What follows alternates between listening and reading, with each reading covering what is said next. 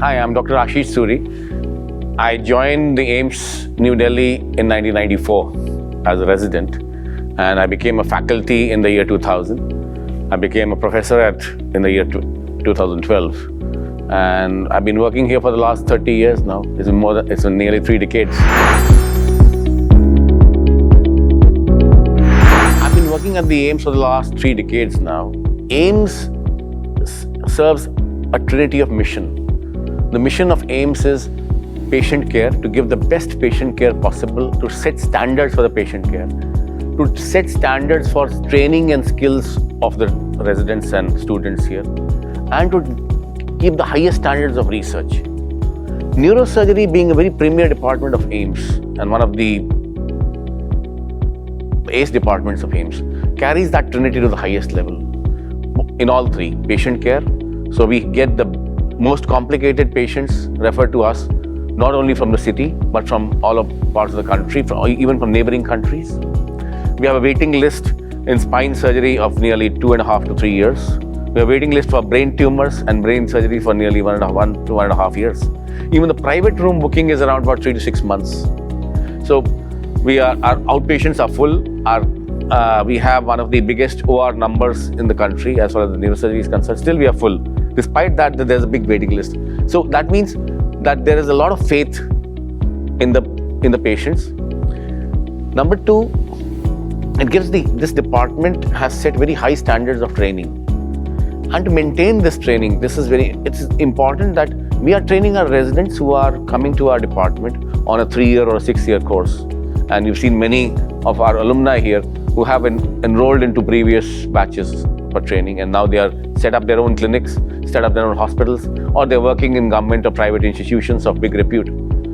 But our aim as such is also to train other people, other neurosurgeons of the country. So it's important that training has to be done hands-on. One is hands-on training, which you can do it in the lab.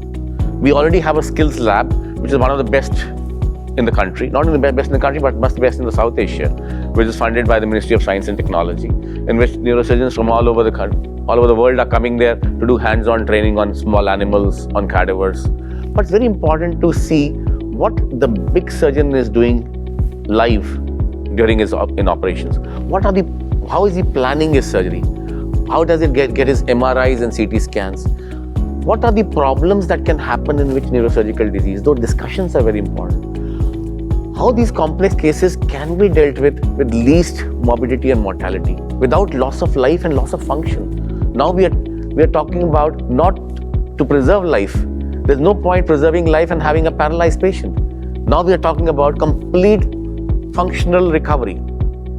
That means there should not be any deficit at all. To have that, it is very important that your skills have to be of the highest order.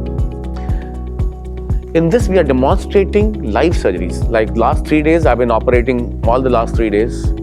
And today also, I did a cavernoma of the brainstem. Yesterday, I did a very big complex craniopharyngioma. Therefore, yesterday, I did a vestibular schwannoma, which arises from the nerve of hearing. So all these tumors are very complex. And like me, there were international faculty and our own department senior faculty who were demonstrating. We had 5 operation rooms with nearly 5 with 1 case each. So last 15 major surgeries in the last 3 days. That's like a record. In no other live surgery as such, doing a live surgery carries a lot of legal and ethical. We're transmitting a surgery, consent from the patient. You have to be very sure that nothing will go wrong.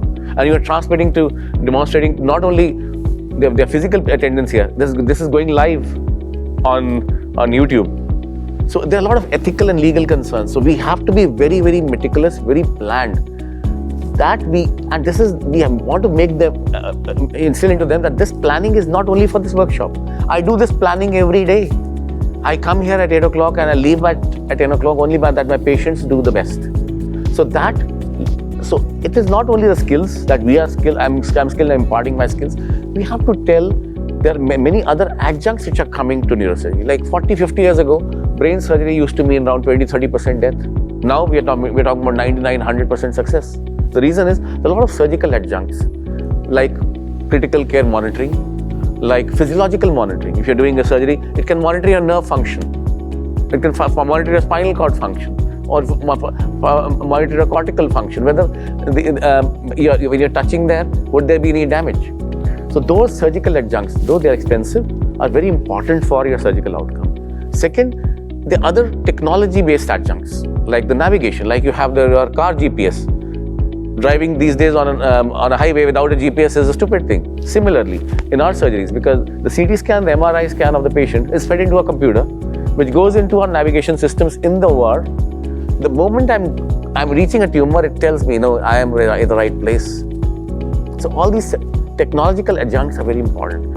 And the new people who are trained with us, they're good. People who've already trained and gone to another setup, it's very important to tell them that these adjuncts, because we are the department who gets the technology the first in the country. So it is very important for us to teach them that these have come, this will help you actually. Or this will not help you, don't waste your money on this. And the other surgeons who are working in not so big setups, and these technological adjuncts are expensive. If you use them, you'll have another 10 or 15% extra advantage.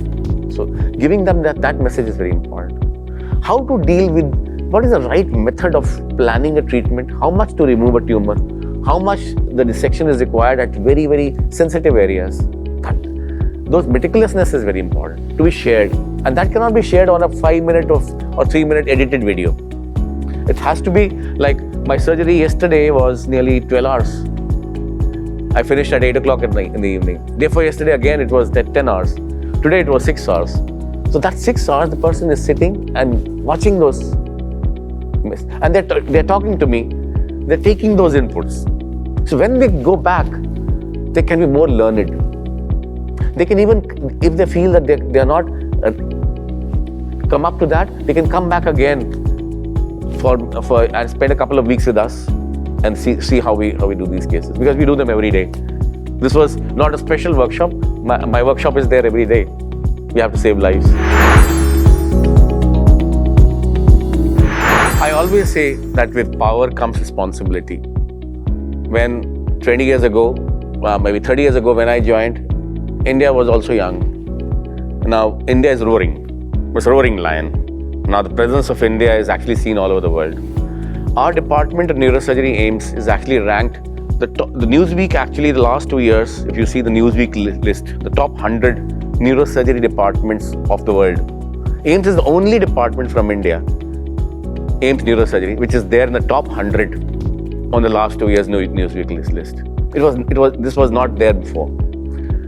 And this year, there was a review in which AIIMS, as per the medical academic institutions, they have ranked all over the world.